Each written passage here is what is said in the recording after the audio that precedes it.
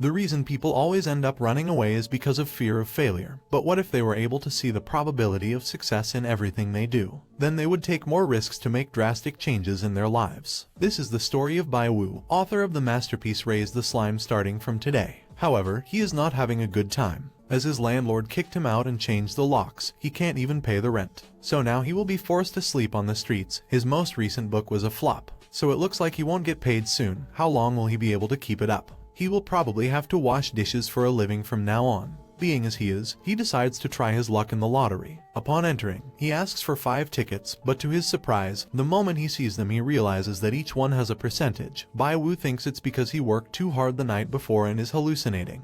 Everything indicated that he was the only one who could see those numbers, but he still decides to give it a try. Surprisingly, he wins with the first ticket, which gives him the confidence to buy another pair. Bai Wu begins to suspect that the numbers on the tickets are his success rates, so he buys even more. He has 9 with 100% probability and 1 with 0%, so he decides to try the one with 0 to clear his doubts. This clears it up a bit more since, as the number indicated, he didn't manage to win anything from that ticket. So yes, he is able to see the success percentages accurately. The shop owner tells him that gambling is never a good thing, so he should control himself, but Bai Wu ignores what he says and buys many more tickets. The shop owner thinks he is just wasting his money.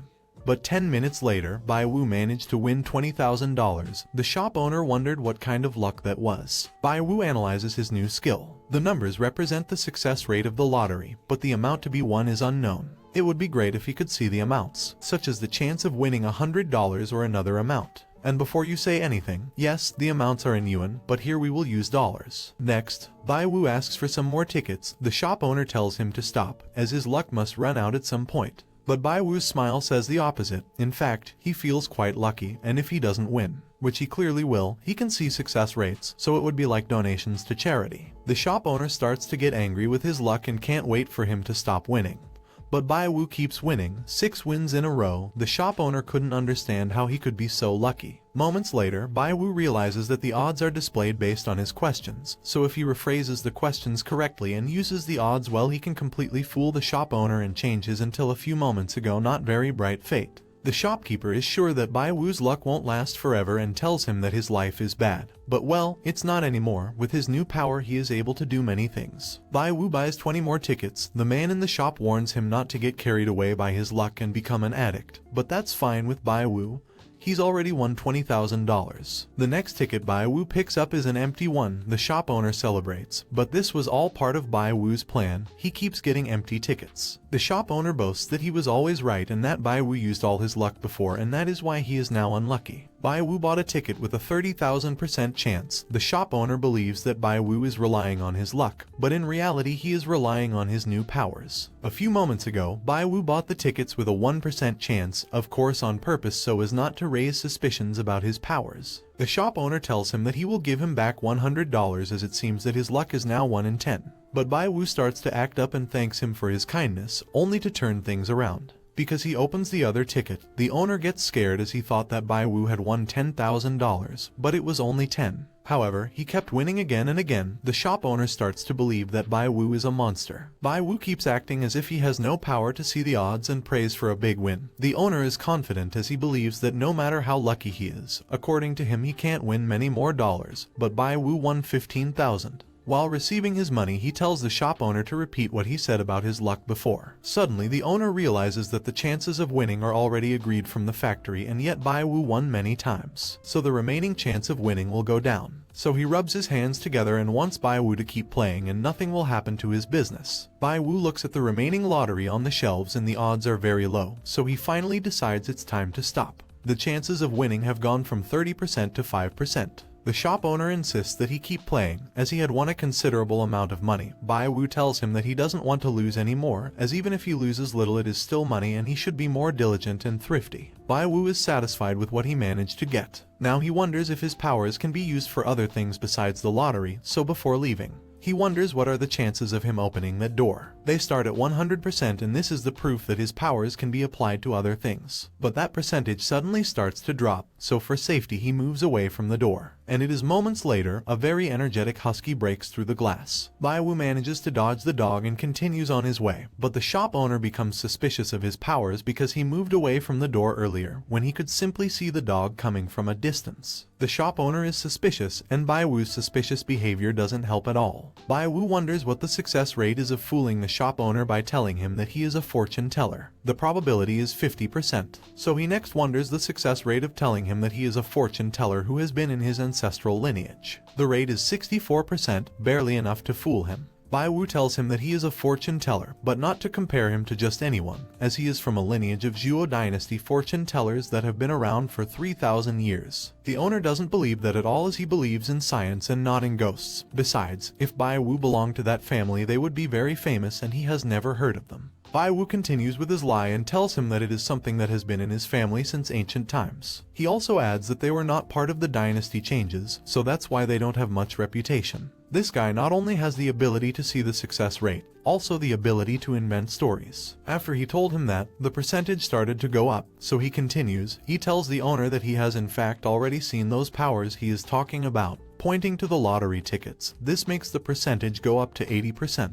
Baiwu continues and tells him that he realized his fortune and won the lottery, but decided to stop because the heavens turned against him. The times he didn't win were a sign of this. At this point, the shop owner was already convinced that Baiwu was a fortune teller. Baiwu also adds that he had a bad feeling when he went out, so he saw his fortune quickly and realized that he could be killed, and so he backed off. The shop owner now calls him master and wants to pay him for his services, as he wants him to guess something. Baiwu smiles as it is a good chance to test his skills. He tells him that there is no need to pay, as his skills go hand in hand with karma, so he asks him what he wants him to guess. The shop owner wants to know his financial future as his house is being demolished, and wants to know what is the maximum amount of compensation he can receive. Baiwu asks him the ideal price. He tells him that taking into account the dimensions of the house, it would be about $10,000 per meter. Baiwu asks what the odds are that the old man will receive a compensation of 2 million. It is 100%. So this time he asks for a compensation of 3 million. Same result. 4 million. Also, same result, so he tries 5 million. There the probability drops to 10%, so he opts for just over 4 million, and that is the answer he gives to the shop owner. 4 million is a lot of money, so the shop owner asks him if his calculations are correct. Baiwu tells him that if he doesn't believe him, he can call right now. The shop owner calls, and a minute later, they did indeed agree to give him that amount of money, so he thanks Baiwu. As compensation, he wants to give him $300,000. Baiwu hit the jackpot. Of course, he will accept that amount. Baiwu feels he cracked the code of life, then he leaves the shop.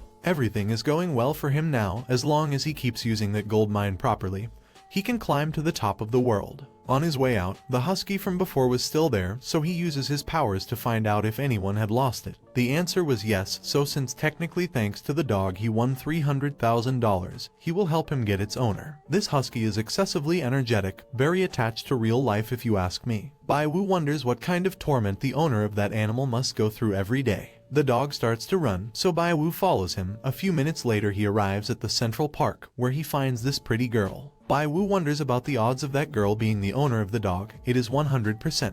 Baiwu is excited as he didn't expect the owner to be such a pretty girl. He just wanted to make some money with the shop owner by proving his skills. He didn't expect to have a chance to talk to a beauty. The girl is quite relaxed. She is able to take selfies even if she lost her dog. The girl turns around and looks at Baiwu and the husky and says that she has a similar one called Oreo. This girl doesn't seem to be the smartest. She doesn't realize that this dog is hers. The girl still doesn't realize and says that the dog's bark is similar to hers, as is the color. The girl is really dumb. Baiwu tells her that that is actually her dog. She thinks it is a joke, as her pet Oreo is supposed to be tied to the bench. The girl finally realizes. 5 minutes later, Baiwu adds her to her contacts. It's the first time Baiwu has had such a pretty girl in her contacts, so she is happy she made the decision to follow the dog. As for that pet, it's pretty wild. From the pictures she deduces that he has the whole house in pieces. If it was Baiwu, he would have been chased by the landlord by now, but she is in no position to criticize, as the lock of her room was replaced and right now she has nowhere to go. Before he leaves he tells him that he should stop renting a house and get a house of his own.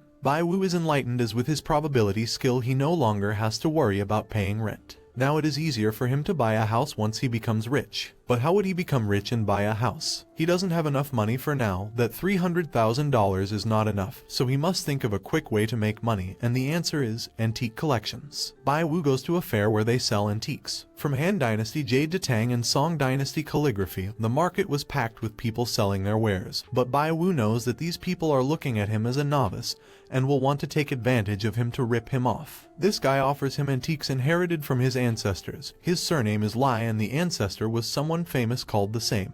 Bai Wu pretends to be innocent, but what they don't realize is that this rookie over there has golden fingers. The odds of getting a successful deal are 100%. That means what the guy is selling is real, but something doesn't feel right about it. Bai Wu's knowledge of antiques must be wrong. He doesn't know if those things have real value or not, so he must limit the success rate. So he asks what the odds are of getting something valued over $10,000. It's 0%.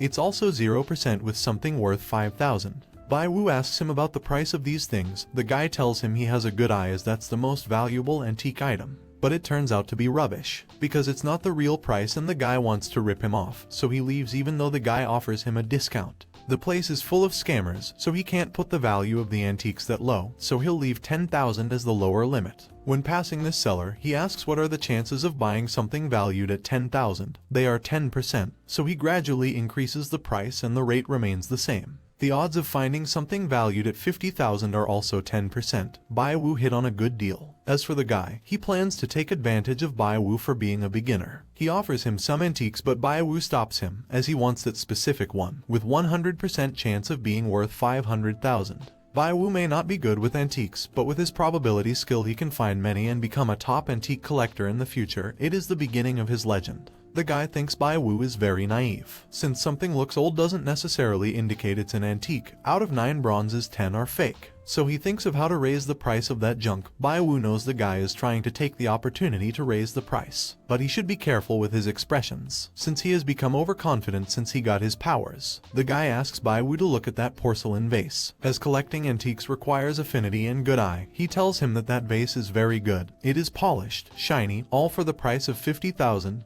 He also adds that once he resells it, he is likely to make a fortune. Bai Wu wonders why he doesn't give him the price of the object he chose. So he suspects he doesn't know he has an object worth at least 500,000. Bai Wu tells him that he is aware that collecting requires affinity, but he doesn't want to take the vase. He insists on taking the bronze cup. The guy tells her that he got that cup in his hometown. The price is 8,000, no more, no less. Bai Wu gets excited because he would be buying a cup worth 500,000 for only 8,000. He confirms his theory by asking the probability that he knows the real price. With the skill of probability, any attempt to hide one's thoughts is futile. Bai Wu plans to cut the price by pretending to be a poor rookie. He then asks for the probability of being able to buy the cup at 2,000, and seeing that it was 100%, he tries 2,000 and 1,000. As the odds were all high, he decides not to be so greedy and proposes to the subject to buy it for 2,000. The guy hesitates a little, because even if it is only 2,000, it is not easy to sell it. Bai Wu tells him that if he does not want to sell it then forget it. This makes the guy has no choice but to accept the 2,000. The guy spent 8,000 on 2 items, the other one was sold to a girl the day before. Successful transaction. Bai Wu manages to buy the cup at only 2,000, he made quite a fortune, although the shop owner mistakenly thinks the same. Later, he brags that he sold an item he only bought for a few dollars for 8,000.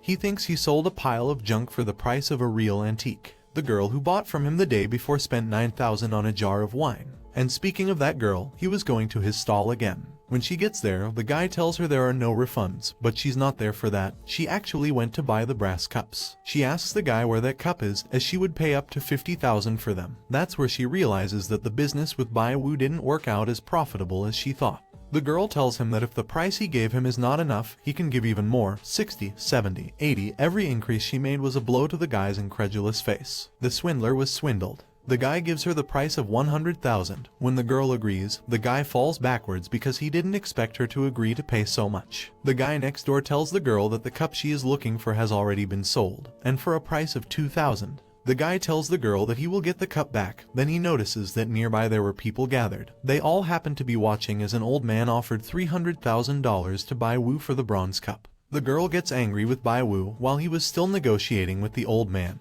He had rejected the offer of 300,000. Every time he offered more for the bronze cup, the seller was more affected. The old man tells Bai Wu that the most he will offer is 400,000. Bai Wu knows that the old man is an expert, so he would like to be his friend, so he tells him that he can sell the cups to him for 500,000. The old man, even though he had said a few moments ago that he would not pay more, decides not only to be Bai Wu's friend, but to accept the deal. People already know that Bai Wu bought that cup in that place, so they feel sorry for the person who sold it to him at such a low price. As they don't know it was this guy, they ask him why he has a long face. He, in order not to admit that he just lost a lot of money, says that he has been doing this for too long to sell something so valuable for such a low price. The girl enters the scene and offers Bai Wu 550,000. Upon seeing her, Bai Wu likes her because she's quite pretty, but I'm going to have to be told why he said this little girl. Just by looking at her, he knows she's the type of rich senior girl. Bai Wu is aware that now with his powers, getting pretty girls will be very easy. The girl thinks that Bai Wu is disgusting by the way he looks at her. She also adds that if she is there wanting to buy that antique, it is because of her grandfather, otherwise she wouldn't be there wasting her time. Bai Wu already knows that she also has a 100% chance of buying the cup, so she thinks about raising the price. Bai Wu says hello to the guy in the shop who sold him the object,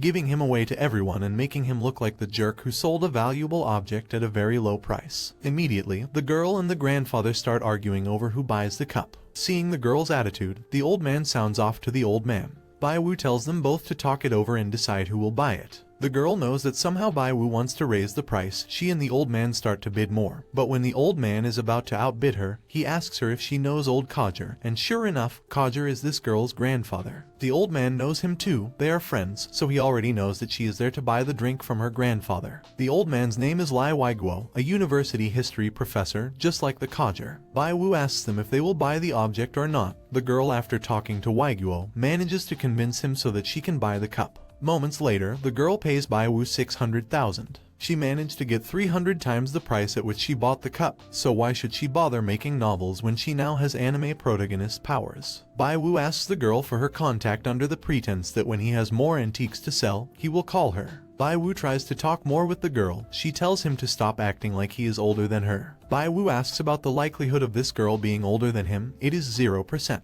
Bai Wu thinks that a woman proud of herself is worthy of being his wife, and having the ability to see the success rate, he can show her how good he is. He uses his powers to find out the girl's age. She is 20, just like him. Bai Wu was born on September 30th, so he tries to find out what month the girl was born in. As she was not born in the next 3 months, she must be younger than him. And sure enough, she was born on the same day as Bai Wu. Next, Bai Wu starts using his powers to find out the exact time and date the girl was born, only to find out that the girl was born only a minute after he was. So he knows she wants to act like an older sister and belittle him. He can't wait to frustrate her. The girl is about to leave, but Bai Wu tries to stop her. Next, he tells her age and the approximate date of her birthday. She is surprised. Bai Wu tells her that everything is calculated, but she doesn't take him seriously. So Bai Wu gives her more exact details. The people around were surprised because they thought Bai Wu was a fortune teller. This was further supported after they saw the girl's surprised face. But not everyone thought so. One of them thought that Bai Wu had been collecting information from the girl to harass her and looked like a pervert. The girl planned to go on her way, but Bai Wu made a bigger move and told her the exact time of the day she was born, seconds included because of that. She calls her mother to ask her about the exact time she was born after she saw the birth certificate.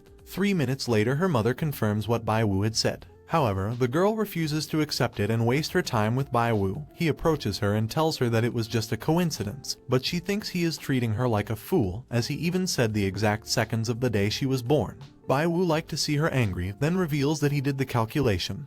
Then tells her that not all fortune tellers are liars, then tells her the color of underwear she is wearing that day. Bai Wu realizes that she hasn't talked about her boyfriend, so she uses her powers to realize that not only does she not have a boyfriend, but that she is a girl who hates men and has never fallen in love with one. Even Bai Wu is surprised by this. The girl is embarrassed and takes Bai Wu with her away from the crowd to ask him how exactly he knows so much about her. Bai Wu tells her that he just lifted his finger and counted. She doesn't believe him, but Bai Wu even tells her that he knows she has 3 moles on her body. By the way, the girl's name is Dai Kinking. Bai Wu manages to get King's contact. Before leaving, he makes it clear to her that if she needs to buy any other antique or if she wants any divination, she is free to seek him out. The ability success rate is too much. You can even know people's secrets, but he didn't expect that he would come across such a pretty girl and use his powers to see through her. Bai Wu realizes that the old Weiguo overheard him talking on the phone, so he suspects that he contacts King's grandfather to tell him the secret she was keeping. Bai Wu uses her powers to corroborate this, but the probability rate constantly changes. After a moment she realizes that the reason this is happening is because of her interaction with King. Moments later, Bai Wu contacts King to tell him that for the 600,000 he will give him another divination. For King's secret cannot be hidden from his family, and in fact, everything indicated that it had already been discovered. King panics and tries to find Bai Wu again. Bai Wu comments that King's parents should contact her in an hour and a half, more specifically in less than 5 minutes, and gives this information to King so that she is not caught off guard. Sure enough, moments later King's parents call her. She has to explain herself well, and it is likely that her parents do not understand her. While Bai Wu is babbling, she receives a sudden call from her mother, this to tell her that she has arranged a blind date for her. Bai Wu at first refuses but ends up attending. He ends up going on an early date to look like a polite gentleman. This is the girl he's going on the date with, although it's not so blind if he already has pictures of her. Next, he notices that the girl is there, but she is not alone. King was following her. The probability that the two of them knew each other was 100%. The two seem to be arguing. King even ends up crying, pointing a murderous glare at Bai Wu. The other girl introduces herself to Bai Wu. Her name is Muir and she thinks Bai Wu is a very good man and gets to the point. She wants them to be together. This shocks not only Bai Wu, but everyone in the restaurant. King was still in tears. Bai Wu didn't know what to do, and because of that, Mu thinks he is upset with her. Bai Wu tries to clear things up. Mu approaches him and tells him that she is serious. She then hugs him and wants to get even closer to him. Bai Wu had no idea what this woman was trying to do. Shortly after, Mu ends up kissing him, all this in front of King, who was frozen. Mu tells Bai Wu that it's time to go. Where to? Well, home to meet her parents. King fled the place. Bai Wu knows that despite everything that happened, Mu didn't look happy at all, so she uses her powers to realize that she's using him as a shield to make King give up. He's not going to deny that he didn't enjoy the kiss, but he doesn't feel good after that. Mu meant it. She really will make Bai Wu meet her parents. The probability of this is 100%, so Bai Wu deduces that she's not just using him as a shield.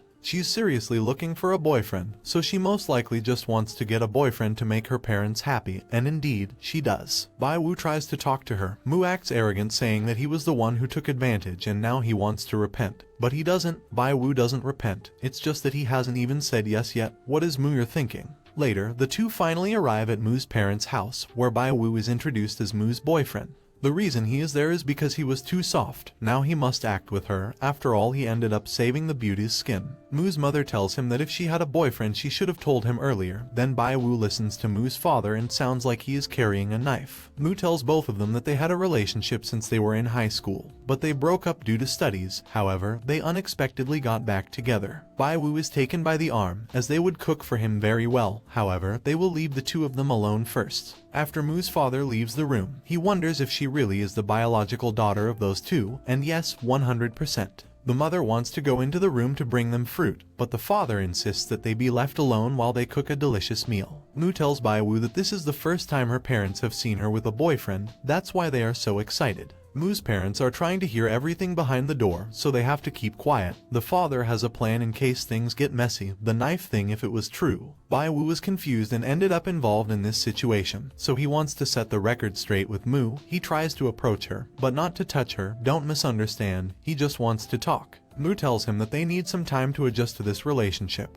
Bai Wu tells her that they should stay away then, but she insists that she can adjust. A 360-degree turn. Bai Wu thinks it would be great if she were his real girlfriend. Bai Wu uses his powers to find out the probability that she will be upset if he holds her hand, then hug her and also kiss her. Bai Wu is surprised as the probability of all three is above 50%, but he tries to come to his senses. She just wants to look for a fake boyfriend to please her parents. Bai Wu is a young bachelor who can't do impurities like he thought before. Bai Wu tries to take Mu's hand, but she slips. Because of that noise, the father becomes alert and enters the room. It was just a misunderstanding. The mother takes the master by the ears. Bai Wu is scared because he didn't do anything and yet he came into the room with a knife, then realizes it's because the father doesn't believe he is Mu's boyfriend. The parents talk about what happened. He doesn't want anyone to take advantage of his daughter and ruin her. Pretending to be a boyfriend is quite dangerous. Analyzing everything well, what happens there is a family matter. Bai Wu doesn't want to play that role anymore. Bai Wu confronts Mu and tells her that they should discuss things again. As it's not too late, she tells her that she can't be acting to hide the truth from her parents forever. She also makes it clear that she doesn't want to act with her, then tells her that the only way to solve this problem is to communicate frankly with her parents. Mu reacts to his words and asks Bai Wu to help her do it, at least just this once. Outside, the parents heard sounds sounds like they were arguing. The mother says that since the father scared them with a knife they will end their relationship, so they should think of a way to stop that from happening.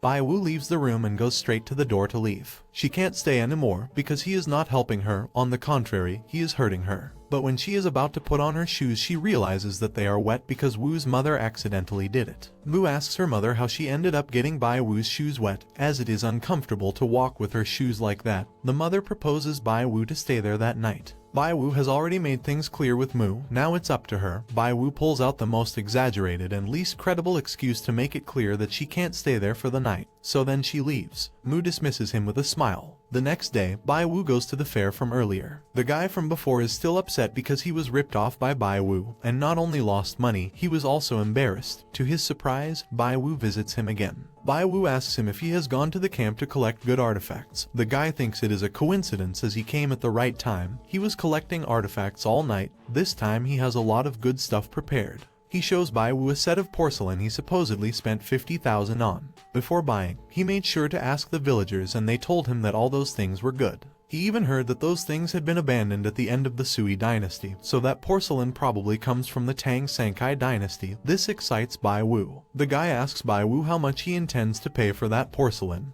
He says 60, but then he thinks again. 60 is too little. Bai Wu will think about it to give him a reasonable price. Bai Wu asks if that set of porcelain is really from the Sankai dynasty. With only 14% he doesn't have to look anymore because he knows they are fake, but then he realizes that among the 7 porcelains, 1 is real, so there is a genuine antique in those 7 porcelains. If that is true, they could be worth 10 million. Bai Wu asks the guy for the whole set. He thinks he fell into his trap and tells him that the price for the set is 600,000, far from what the guy might think. Bai Wu is excited to see such an affordable price, so he immediately agrees to pay him and runs off with the whole set. After she leaves, the guy comes to his senses and realizes that there could have been real products in that porcelain sea. He refuses to believe it as he bought those porcelain pieces from a hand-painting shop, then tries to put on airs to forget about the fact that he most likely ended up being cheated by Bai Wu again. Next, a pink car arrives and this girl gets out to ask him where the artifacts he sold her the night before are, as she wants them back and offers him $1 million.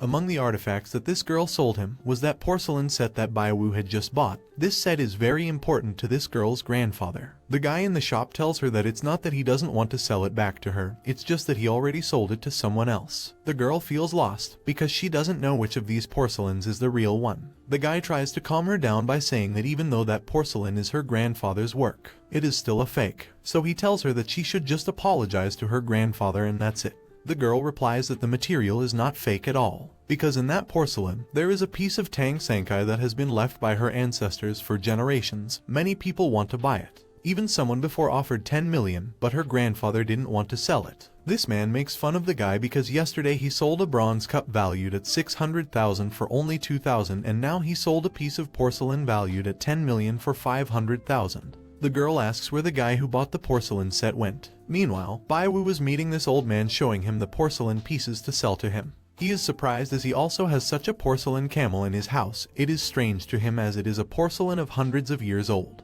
Moreover, just now Bai Wu told him that it was Wang who sold him the set. That is the name of the guy Bai Wu has been negotiating with. That is why the old man thought that it was his granddaughter who sold him that secretly. As it is too much of a coincidence, Bai Wu uses his powers to find out if that Tang Sankai originally belongs to that old man, and the answer is yes. Bai Wu suspects that maybe that object was stolen by Fat Wang.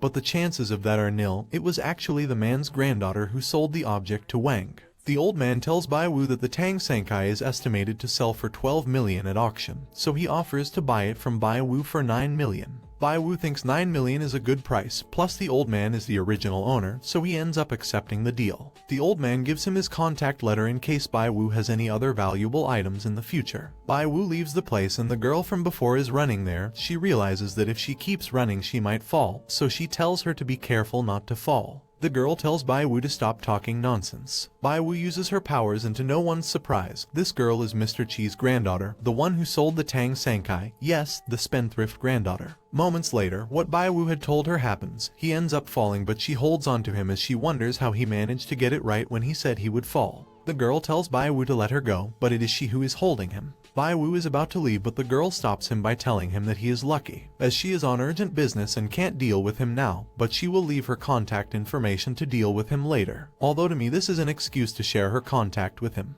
The girl's name is Chi Xiao. Bai Wu now has a lot of money, so she thinks what to do with it, a car or a house first. Next he meets Wang, who asks him how much he sold the porcelain set for. Bai Wu readily replies the actual price he sold it for. Wang's reaction was too kind, he didn't look surprised. Even though he lost a large sum of money, Wang is up to something. Xiao goes to see her grandfather, but when she realizes he has the porcelain set, she plans to walk away, but he tells her to go in. She asks him why he came to visit, however he told him that he came just in time, as he has something to show him. Xiao is not only late, but her grandfather bought the porcelain back. It's quite an awkward situation. She notices that she's acting weird, and tells her that the last time he saw her like this, she sold his precious china for $10. That's when she realizes that it was her this time too. Xiao tries to run away from her grandfather while calling her grandmother to save her. She is really upset, but Grandma intervenes just in time to stop him from doing anything to her. Xiao didn't expect things to happen so fast. If he had known, he would have bought it before his grandfather realized. Xiao thinks about Bai Wu and what he told him earlier, so he recognizes that his vision is good. Bai Wu gets the creeps, so he uses his powers to realize that Wang is planning to do something to him, though the system responds to him in a rather ambiguous way. Bai Wu thinks about what Wang might try to do, maybe hire someone to take over, or maybe he continues to collect parts to confront him and try to trick him. 100% the second option. Bai Wu is confident, now he has the power to see the success rate, there is no way he can lose to him. Bai Wu thinks that if it wasn't for Xiao's recklessness he wouldn't have made that amount of money. Selling antiques by mistake at $200 is pitiful. The world of rich people is complicated to understand. He also thinks of all the girls he has met so far. They are all weird. And now he got involved with Xiao. Bai Wu comes up with a bold idea, try to guess the leaks in the antique market beforehand. Bai Wu goes to the stop, where he notices that Xiao is also there. After seeing what she wrote on her nets, Bai Wu thinks she is stupid. But that's not the point, because Bai Wu realizes that something's not right with that guy over there. A thief? No, it's a pervert trying to get close to Xiao, so he immediately sends him a message to warn him. Xiao calls Bai Wu Crow-Mouth. He clarifies that he just wanted to help her, but she keeps saying those derogatory words to him, so Bai Wu tells him that if he knows something will happen, he won't say anything. The guy gets closer and closer to her. Bai Wu thinks Xiao doesn't know what's going on. By the time he plans to intervene, Xiao hits the pervert over and over again like a pro wrestler. The girl's size is inversely proportional to her skill. Xiao begins to realize that Bai Wu can see things that others cannot. Bai Wu tries to leave, as he is afraid that if she finds out that it was him who bought the Tang Sankai, she will finish him off. Bai Wu wants to get away from her as soon as possible to go and see the dealer, but the chances of that happening are nil. Desperate, Bai Wu wonders what will happen this time. Bai Wu thinks he will be delayed due to a traffic jam or a traffic accident. But both options are null and void. However, he has a very bad feeling. Bai Wu wonders if there are gangsters on the bus, and the answer is yes, a gangster is setting fire, and who is also on the bus right now. Bai Wu gets desperate, so he has to rush to call the police to tell them that someone wants to set the bus on fire. If the gangster succeeds, many people will die. Bai Wu must stop this at any cost. He calls the police and is clear and direct, telling them that someone wants to set the bus on fire. The police ask for his location. Bai Wu gives the exact address and tells them that the gangster is inside the bus. The cops would send someone immediately. Bai Wu tells them to hurry, as the gangster has 8 or 9 liters of petrol with him. It is at this point that the police ask Bai Wu how he knows exactly what will happen, and they ask him for proof. The police ask him again and again for the exact evidence and how he knows all this. Bai Wu has no proof. He actually has a superpower. The police are already on their way. However, Bai Wu must identify the gangster. He notices that Xiao also got on the bus and worries that he might cause some kind of trouble. Xiao looks at Bai Wu. Bai Wu gets nervous. He just wants to find the gangster and get out of there. The police contact him to tell him that they have already spoken to their nearest officer, which means that the policeman is inside the bus as well. However, the officer doesn't know what the gangster looks like, so Bai Wu has to think of a way to identify him. The gangster should be sitting down. Bai Wu goes into the bus looking for the gangster. Xiao follows him. 9 or 8 liters of petrol is not an easy thing to bring, so Bai Wu suspects that the gangster put the petrol in bottles, also that he must be carrying a backpack. Next he comes across this guy here. It's definitely him. Because of the way Bai Wu was looking at him, the guy realized that something is wrong, so he must be getting ready to move things forward. Bai Wu thinks about whether he should do something to lower his suspicions or hurry up and stop him. Suddenly, Zhao taps her shoulder and asks why he's trying to hide from her, since the police officer must be paying attention to Bai Wu's movements. He starts making a fuss and calling Zhao a bouncer to get attention. Zhao doesn't take this very well and plans to hit Bai Wu, but when he tries to dodge her, she opens the gangster's backpack and reveals all the petrol he was carrying, which makes the gangster furious. Bai Wu asks the police officer for help. Suddenly, the gangster is beaten by Zhao until he is immobile and arrested because surprisingly, Zhao was the undercover police. Zhao realizes that those bottles were actually filled with petrol. Bai Wu was shocked to realize that she was the police officer. When everything was settled, Zhao approaches Bai Wu to ask him if he was the one who reported the situation. He asks him to explain how he knew it would happen. Bai Wu tells him that if he reveals his secret, he must keep it a secret. Bai Wu knows he can't say nonsense, he can't fool Zhao, he must get out of there fast. Zhao won't let him leave. He asks him again how he knew. Zhao asks him how he knew there was a gangster on the bus who would try to set it on fire. Bai Wu replies that it's just coincidence and that it's his job to maintain a harmonious society. Zhao tells Bai Wu not to forget that he was not yet inside the bus when he called the police, plus he knew exactly how many liters of petrol the gangster was carrying. Bai Wu replies that he just guessed. Zhao thinks about taking him somewhere else for a chat and tea. Bai Wu realizes that this girl is trying to kidnap him. He thinks that this time something bad will happen. However, Mu was nearby because his car broke down and he sent it for repair. Mu asks Bai Wu what's going on. He comes up with an idea and winks at her. What he came up with was to act like Mu's boyfriend and he starts apologizing to her for cheating on her. He makes a big scene telling her that he has nothing to do with Zhao. The people around were shocked to see all this, what gossips they are. Bai Wu accuses Zhao of tormenting him, then turns to her and tells her that he loves his girlfriend Mu very much and asks her to stop bothering him. It looked like a scene of two girls fighting over a boy. Mu plays along with Bai Wu and asks Zhao to stop bothering her boyfriend.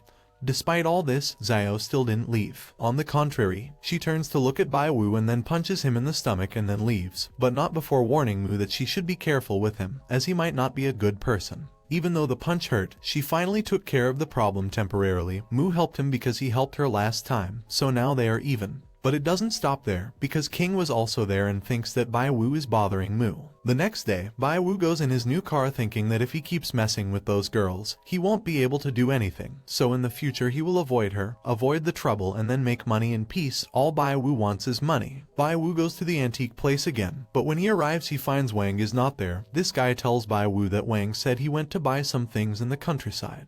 That means Bai Wu can't buy treasures from him today, but it doesn't matter, he can still go shopping at other stalls, or so he thought, because the probability is 0%.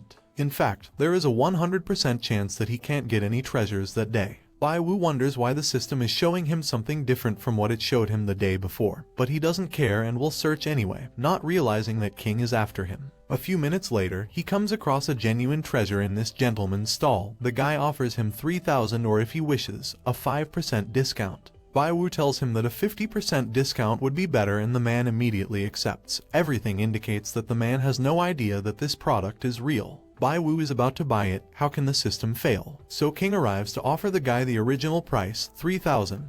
The man accepts immediately, but Bai Wu tries to convince him to sell it to him. He offers him 10,000, but King raises the offer to 30,000. Now that he does that, the stall owner already knows that the object is quite expensive and it will not be easy for him to sell it. Bai Wu bids 50,000 and tells King that if she bids more than that, then the object will be hers. Then King bids 100,000. Bai Wu is not able to fool her, she will keep raising the price. Bai Wu has no choice but to accept his defeat. King made an offer without looking. It is clear that he did it on purpose, but he is not stupid enough to keep increasing the pace and fight with her. The system also agrees, but Bai Wu is upset about it. The stall owner hands the object to King. She quickly realizes that it looks like a genuine Ming Dynasty product, so she recognizes that Bai Wu is skilled. Later, she continues to follow Bai Wu to every stall he goes to, sabotaging his offerings. She is doing it on purpose, but no one can tell her that she can't do it. However, she tells Bai Wu that she can either increase the price of her bid or else choose a fake item, but she has plenty of money, so she doesn't care. King investigated everything about Bai Wu, including about the car he bought the day before. She tells him that it was all very sudden. Bai Wu tells her that it was just luck and that he made that money legally without committing any crime. She reminds him that last time he told her that he can calculate it. According to King's investigation, Bai Wu was a very ordinary person who didn't inherit anything from his family. She mentions that she doesn't know what dirty tricks he used and tells him that he won't be able to reach the top. King threatens Bai Wu and tells her that from now on, she will take it upon herself to cut her off. She warns her not to look for a way out as she won't be able to do anything. This girl is crazy. Bai Wu tries to pull herself together and tells him that even though he has raised the price over and over again and prevented her from making money, King's actions did not scare him at all. And she makes it clear that, believe it or not, King will not be able to stop him from making money. She tells him that if he does, he should try, as she guarantees that she won't let him make a single penny. As long as Bai Wu buys something, King will come in to raise the price and take it from her. Bai Wu walks around many stalls without buying anything. She even goes over to whisper to this vendor. King is confused as Bai Wu is just talking to people and does not seem to be buying anything. Bai Wu asks the success rate and it is 100%. What she has been doing all this time is talking to all the vendors to buy everything in their shops. King thinks Bai Wu is underestimating her. When Bai Wu is about to close the deal, King intervenes to try to take all the items herself. Bai Wu asks her not to go that far, but she wants to buy everything he wants. She had told him before she won't let him make a single penny. Bai Wu tries to reason with her and tells her that there are too many things to buy them all, then tells her that she only knows how to talk and wants to do that to scare him. King gets upset at feeling slighted and proceeds to buy everything in the shops at an extra 10%. King tells the salesman not to stand still and to start moving fast. The salesman asks King for an address to deliver everything to. King mocks Bai Wu because even though he is a fortune teller, he can still beat him, but he smiles because everything went according to his plan. What he agreed with the sellers was to split the money in half. Some sellers already transferred the money to him. King looked like a fool, so she gets annoyed with him. Bai Wu conspired against her. Wasn't she not supposed to let him earn a single penny today? Bai Wu is steps ahead of her. King gets angry and leaves. Bai Wu laughs at her and asks her to walk away slowly. Suddenly, she receives a system update and is completely shocked. Even though Bai Wu has just made a fortune, he's a little afraid of what King and his family might do. The system was upgraded, yes, but it doesn't seem to have changed anything at all. Will he be able to tell the difference when he uses it? That's something he'll see later. Right now, his skills and strength are more than enough, but he still has no contact with a powerful person. If he wants to make a lot of money, he must expand his network. But the question is that, how can he do it? Moments later, this gentleman speaks to him. He is King's butler. Bai Wu asks him if he is there because King sent him to take care of him. But it is a misunderstanding, because the butler tells him that King sent her to invite Bai Wu to a celebrity meeting as a way of apologizing for what he did. But it all sounds very strange from what he knows of King. She is not that kind of person, but Bai Wu knows that if he goes there he has the chance to meet powerful and rich famous people. It is a great opportunity to expand his network, so he agrees to go. An hour later, Bai Wu goes to the meeting. King greets him and then introduces him to some people. He introduces him to young Master Wang, the future successor of Xinghai Group, also to Zhu, owner of StarTech, and also to Liu, CEO of Eve Media. They are all famous people. Bai Wu feels a bit nervous to meet them face to face. King laughs at him as he senses how Bai Wu looks embarrassed to be with famous people. It turns out that King wished to see him in that state and then take it as a joke. Bai Wu must control himself, for if he does not calm his nerves, he will be grieved to the end. He gets an idea. No matter how famous they are, they eat and drink too, so he imagines them going to the toilet to calm his nerves. Next, he introduces himself to them. King is surprised to see that suddenly, Bai Wu is no longer nervous. 5 minutes later, as they sit down, King tells him that she is surprised that he could talk to these celebrities. Bai Wu confidently tells him that there is no difference between a celebrity and an ordinary person, but King assures him that he will soon know the differences between them. Moments later, this bald man opens the subject of the meeting, charity auction. King has a Ming Dynasty porcelain plate and would like to auction it off, and since Bai Wu is an antique expert, she hands it over to him. Now it's up to him to estimate and bid. Just as he said, she did that for him. The auction can use his name. She tells Bai Wu that it is a great opportunity to get a good reputation in front of celebrities. It is something that will help him in the future. Bai Wu agrees. All the people there are famous, so if they can remember him, it will surely help him expand his reputation in the future. Bai Wu thinks he is dreaming. Why on earth would King be nice to him? Well, she claims to have decided not to be his enemy anymore. Bai Wu thinks she is very unreliable. Maybe she is waiting for his guard to drop.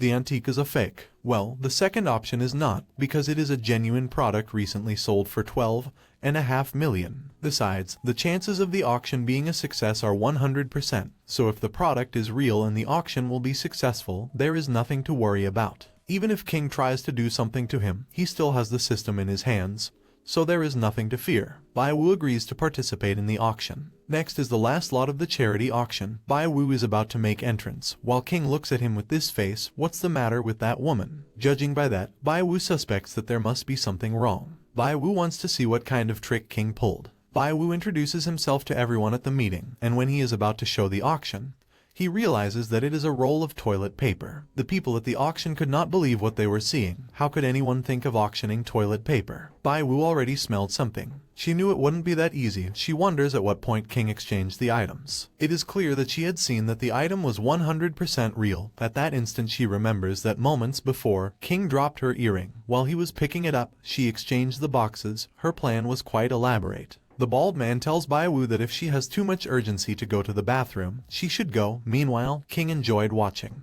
Bai Wu thinks, if he escapes, that would only make King look down on him even more, and that will be even more embarrassing for the rest of his life. He must think of a way to save the situation. Those present told Bai Wu that if there was nothing to show, then he should leave, as there was no need to stand there and make a fool of himself. The bald man tells Bai Wu to get off the stage, but that is something Bai Wu cannot afford.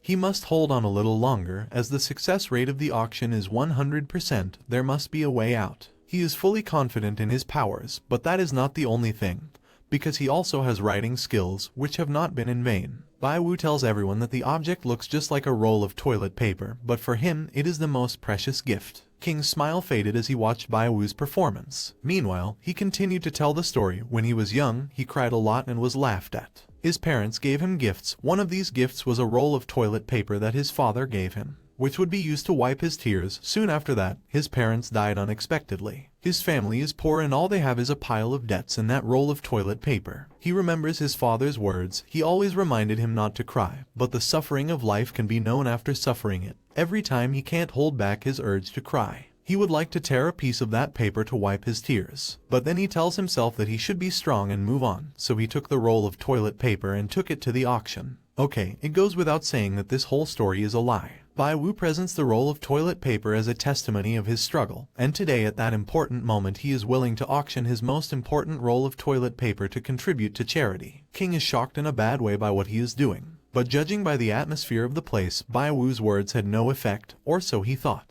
Because this guy considered that the story is very interesting and offers him 100 mil for the roll of paper, and done deal, the auction ends. Bai Wu really made it, no wonder. He has the power to see the success rate and to be a trickster. Bai Wu managed to overcome King's evil intentions once again. She tells him that she was just lucky that time, but warns him that the next one won't be so easy. Although Bai Wu saved her reputation, her plan to meet celebrities seems to be over. Although Bai Wu is a very good liar and is able to make up stories, in most people's eyes, he was just a clown. King is also gone, and without her, no one would pay attention to him. Bai Wu must work hard to make money. As long as he has money, he will be able to have status and dignity. Then Bai Wu realizes that the guy who bought him the toilet paper is with Mu. The system tells Bai Wu that both Mu and that guy have a business cooperation with each other and they are about to get married. Bai Wu wonders how the system suddenly became smart, maybe because of the upgrade. Bai Wu now understands why Mu treated King that way.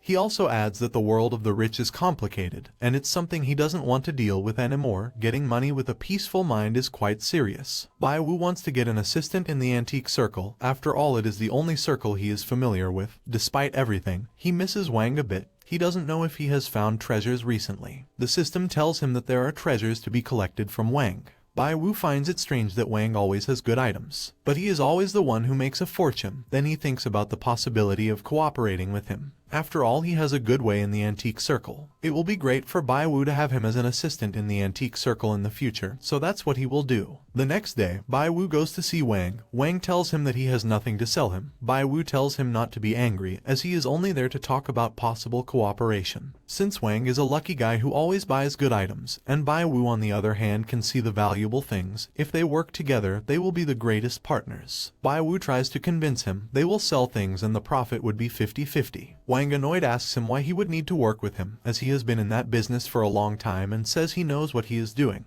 Wang doesn't trust much and thinks Bai Wu is there to make him lose face again, so he asks him to get the hell out of there. Bai Wu is now afraid that if he says 2 more words to him, Wang will get angrier at him, but he didn't come here to argue. So he thinks he'll back off for now, as he's sure he'll get another chance to talk to him and sooner or later they'll cooperate. As he is about to leave, he notices that a couple of guys went to see Wang, so he wonders if he is buying or selling something. What they brought him was the 7-star Cao sword. Bai Wu wonders how could that be the 7-star sword, so he wonders if it's a real sword. To no one's surprise, it's not a genuine product.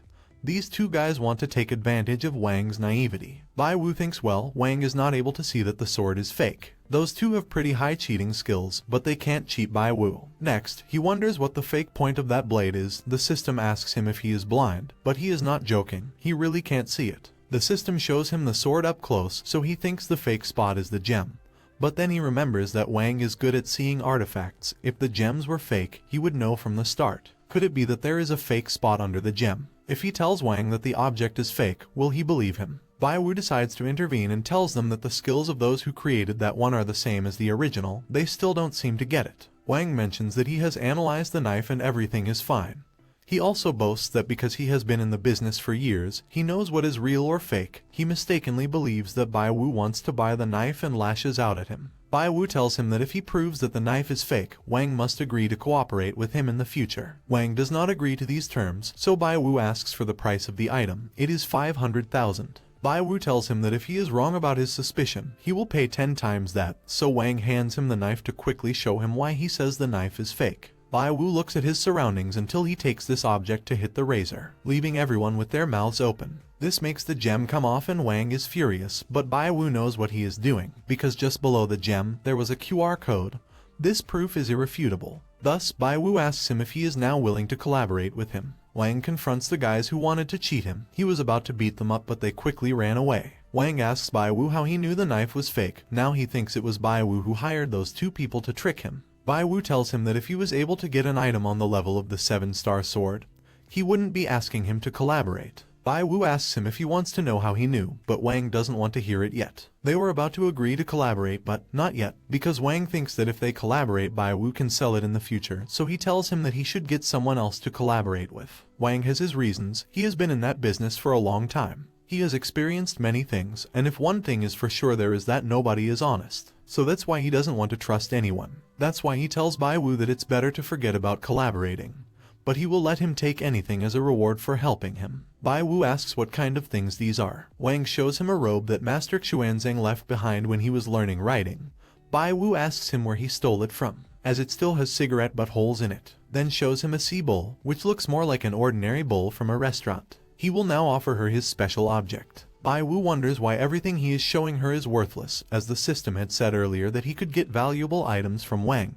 Bai Wu is surprised with the next item, so he asks him where he stole it from. It was the male and female duo sword, used by Liu Bei and Liu Xuan of the Three Kingdoms. Yeah, I don't know who those people are either, let's pretend they are important. Bai Wu uses the system to analyze the sword. It turns out to be a 100% genuine item, which surprises him even more. However, Wang tells him that he can't give him that item because of its high value. Bai Wu must think of a way to get the sword. Bai Wu tries to make him believe that the sword, like the 7-star sword, is a fake. Wang tells him to look at it closely. The details on it, it couldn't be a fake. Bai Wu mentions that he said the same thing about the 7-star sword, then approaches Wang and tells him that the sword probably has a QR code on it as well. Wang is saddened, as he is sure that the sword is real, but still Bai Wu insists it is not. But he ends up falling for his game, and plans to break the sword. But Bai Wu stops him and tells him that he wants that sword. Wang had told him to take whatever he wants for helping him before, so if he takes that sword he doesn't care, since Bai Wu made him believe it's fake. Bai Wu thanks him for the sword but thinks how miserable Wang looks. So now he must get the chance to get a big win for him, or else he will feel bad. But for now he must go to meet that old man to be his friend, because he is the oldest in the antique circle, and that celebrity gathering that time was not enough. Now that he has that sword, he can give it to Qi, so he goes to see him, hoping not to meet Xiao again. Bai Wu enters the place and asks for Mr. Qi. This lady tells him that he is busy, so he has no time to receive visitors. Bai Wu wonders if Mr. Qi were there he would meet him. The answer is yes. So Bai Wu tells the lady to tell Mr. Qi that the person who sold him the Tang Sankai has come again. Then he hears a familiar voice. It was Xiao, who also already knew that he was the one who sold the Tang Sankai to his grandfather. Xiao wants to teach Bai Wu a lesson now. Then he receives a warning from the system. That fight would cause him 100% injury. Xiao prepares to attack, but Bai Wu manages to dodge her. Xiao picks up a vase and is about to throw it at Bai Wu, but Mr. Qi appears and scolds her for making a fuss again. Qi sends Xiao back home and tells her to consider her mistakes. She leaves, but threatens Bai Wu. Bai Wu thinks she finally escaped, but deep down she knows Xiao won't leave things like this. Qi tells Bai Wu not to listen to Xiao. He clarifies that she's actually a good girl, just not very smart. Bai Wu can tell from Qi's expression that there is something on her mind. but the system only analyzes the success rate and does not yet have a mind-reading function. That means the system needs more updates to get news. Chi asks Bai Wu to join him for a chat over tea. Bai Wu notices that Chi's tea room is really extraordinary. Chi cuts to the chase and asks Bai Wu if Bai Wu came with a treasure. Bai Wu shows him the sword. Chi recognizes it immediately, the treasure of the Eastern Han Dynasty. Bai Wu tells Chi that ordinary things are not worthy of him, so only a thing as good as a sword is worthy of Chi. Chi mentions that such duo swords in the Eastern Han Dynasty are now auctioned for about 5 million. Bai Wu tells him that that sword was used by Liu Bei. Chen mentions that in that case, it is enough to increase the price tenfold. Bai Wu thinks that sword is worthy of Chi, something like the younger generation gives him that sword to express their admiration. Chi tells him that if he sells that sword to some foreigner the price would go sky high, but Bai Wu tells him that he must be the one to have that treasure, and he will not sell it at a higher price. Given Chi's reaction, Bai Wu thinks it is possible that he is not satisfied with the sword, or maybe he is not satisfied with him. The satisfaction rate with the sword is 100%, while with Bai Wu it is 10%. Chi thinks that the gift is too much for him, so he doesn't think the old man will accept it. Plus the old man makes friends based more on personality and skill than on the weight of a gift. Bai Wu knows that was a rejection of nudity. He thinks Chi thinks he's not qualified to be his friend. Not 100% qualified. Chi tells him that if he gets anything else in the future, he can take it and he won't treat him badly. Bai Kui gave him a sword with the intention of establishing a relationship with him, but ended up being rejected because he is not qualified. He thinks old Chi is interesting. All indications are that if you don't have any real skills, you can't be friends with him. Bai Wu gets going. He reminds Chi that a few moments ago he said that if those swords were used by Liu Bei they would be worth 50 million. Chi asks him if he is sure that sword was used by Liu Bei. Bai Wu nods, and tells Chi that he must be wondering how he knows that. Bai Wu tells him that although he is an ordinary person, he managed to learn something. Divinatory calculation. Chi asks him if he really knows how to do that. Bai Wu says yes, and not just with antiques, but with other things as well. For example, just then Zio is outside the window trying to listen in on the conversation they're having. Bai Wu is counting on Zio to take down his grandfather. Zio was indeed behind the window trying to listen, and grandfather confirms it by going out to see. Fortunately for Bai Wu, he just used the system to find out Zio's location. Bai Wu laughs a little at her, then she runs away before hearing what her grandfather had to say. Next, Bai Wu asks Chi if he believes her now. But no, he still doesn't believe him, as he could only have heard the movement outside and guessed that it was Zio, not enough to convince Chi. Bai Wu recognizes that it is difficult to deal with old Chi, so he asks him how he could believe him. If Bai Wu doesn't get a way to convince him soon, he won't have a chance to cooperate with him again in the future. Bai Wu asks about the probability of persuading him. It is quite high, so he wonders what he is supposed to do. There he comes up with the details of the antiques that are in the room. This has a 100% chance of success. Bai Wu puts his plan into action and tells Chi that there are 26 antiques in total. Chi tells him that they are in plain sight, and that it is something that is not necessary to guess, but Bai Wu asks him to listen carefully. Bai Wu activates the system to see in detail every antique in the room. He starts with a set of sandalwood utensils, which is supposed to cost about 20 million. He's right, but it's still not enough to convince Chi. He continues with that black jade platform from the Ming Dynasty Revolution, which is valued at 6 million. That black jade inkstone should have been used by Zhan Zhizheng, the chief cabinet assistant of the Wanli Dynasty and the Ming Dynasty. Chi is surprised and asks Bai Wu how he knows this, as it took them 2 years to find out after consulting and researching endless historical books. Bai Wu tells him that it's all worked out, but he's not finished yet, and asks Chi to sit down and listen patiently. He continues now with a toilet brush holder, an object from the 4th study of the Jia King Emperor of the Qing Dynasty, while the toilet brush is an object from the period of the Republic of China. Bai Wu continues to tell him about the objects, from this bronze jug to that porcelain in white with blue. After a while, Bai Wu finishes with the origins of the 26 antiques present in the place, so he asks Chi again if he doubts his skills. Chi admits that he already believes him, but if he hadn't seen it with his own eyes he wouldn't believe him. Bai Wu reminds him that he told him that the sword from before was used by Liu Bei. Chi admires Bai Wu's clever calculation. She did a textual research on the heritage and provenance of things in that house, but he is not able to prove that the sword was used by Liu Bei, so he finds it mysterious and risky to say that it had been used by Liu Bei without a solid basis. She still doesn't believe him. Well, he does, but he still goes against him. Is it because he has something to tell him? Or maybe he wants Bai Wu to help him in some way. And so it is, 100%. She is impressive. He was defeated by Bai Wu, but now he uses tricks. He really deserves to be the Grand Elder of the Antique Circle. Bai Wu was watching Chi for a while and he looked like he had something on his mind. Bai Wu uses his powers to realize that what makes Qi sad is related to antiques. What Qi wants is for Bai Wu to verify the authenticity of an object. That's why he goes ahead of him and tells him that if he has something he wants him to identify, he can do so with no problem. Showing his powers once again, old Qi is impressed. Qi has no choice but to say it directly now that Bai Wu has found out. He has indeed been upset about an antique recently, and he wants Bai Wu to help him check the veracity of that antique. Bai Wu thinks that if he helps him solve his problems, it would be a great opportunity for them to get closer, so he agrees and tells him that he will do his best to help him. Bai Wu accompanies Qi to a large basement. This basement is used to have treasures that need to be taken care of. Qi mentions that some time ago, he got a blue and white 9-dragon jar made with wonderful skills and ingenuity. It is clear to Bai Wu that Qi is worthy of belonging to the top of the antique circle, unlike Wang with whom he has petty quarrels. Qi opens the basement vault. Regarding the object, Qi always felt an inexplicable emptiness. He always thought something was wrong, so the deal is still not done, so if Bai Wu can identify that treasure, Qi will officially buy it, and no matter what the result is, Qi plans to give him a profit of 10 million. What Qi said makes it seem like Bai Wu is only in it for the money, even the system knows that, but Bai Wu's ambition is higher than that.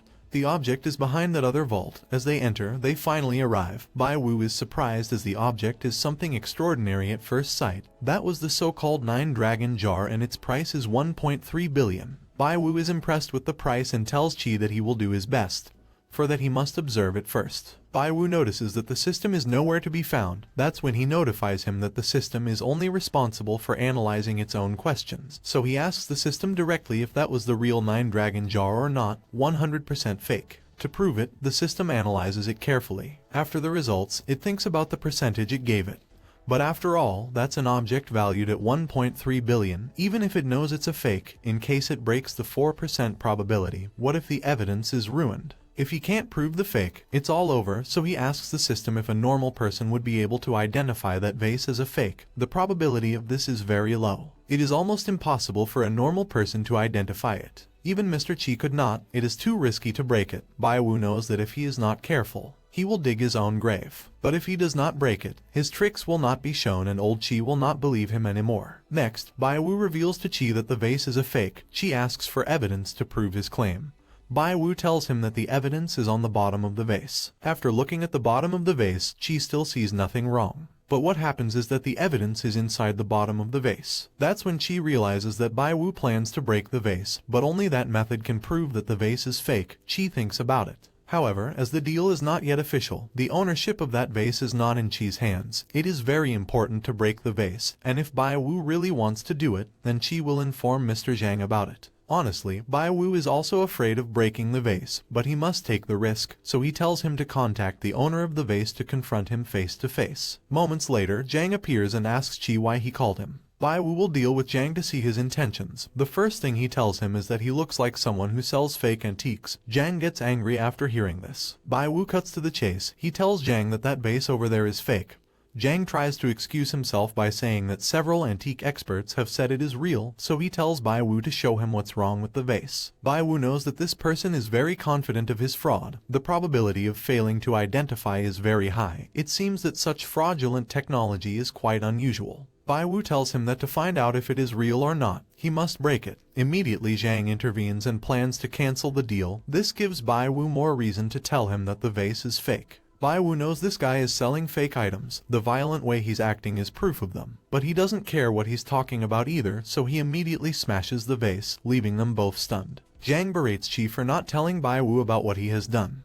But Qi knows what he will do to Bai Wu if he fails to find evidence. Bai Wu knows that if he messes up, the money is secondary, the relationship with Qi is more valuable. Qi makes it clear that if Bai Wu shows there is a problem with the vase, then he will talk to Zhang alone. Bai Wu thinks that he mustn't make Qi angry. Bai Wu searches through the debris of the vase for the flaw. The system identifies it. Bai Wu thinks about whether he should hit the flaw with that hammer since it is porcelain. It is impossible to know where to hit correctly. The system warns him that with the strength of that hammer, the probability of destroying the flaw is 58%. It is too risky. Doing it that way, the probability of destroying it is 13%. It is a sure way to smash it to pieces. Bai Wu must hurry. The clock is ticking, and if he fails, the old man will never believe him again. Zhang tells Qi that the object was real. He says he let Bai Wu break the vase just out of respect for Qi, but he makes it clear that many companies wanted to buy that vase, and now it is destroyed. Just wait, you first-class scammer. Qi agrees to give a lot of money to Zhang if Bai Wu fails. Bai Wu continues to search. If that thing fails to come out, how would he explain to Qi? In desperation, he hits the remains of the vase until he suddenly breaks the failure. It's over, he used too much force. It's very likely that the evidence is broken, or so he thought, because to his luck, there was still a small piece left, so he takes it and shows it to both of them. It was a QR code. She immediately asks for an explanation from Zhang, who is taken away moments later. Bai Wu managed to survive, then thinks that Wang's broken knife also had a QR code on it, so maybe these objects came from the same place. Qi thanks Bai Wu for his hard work. As a reward, Qi gives him his business letter and tells Bai Wu to call him whenever he needs him in the future, as from now on they will be like family. It is an honor for Bai Wu to receive this from Qi. He finally has the support of a big shot. Bai Wu got 50 million for the swords, and the fee for fortune-telling services was 10 million. Besides, he made friends with old Qi and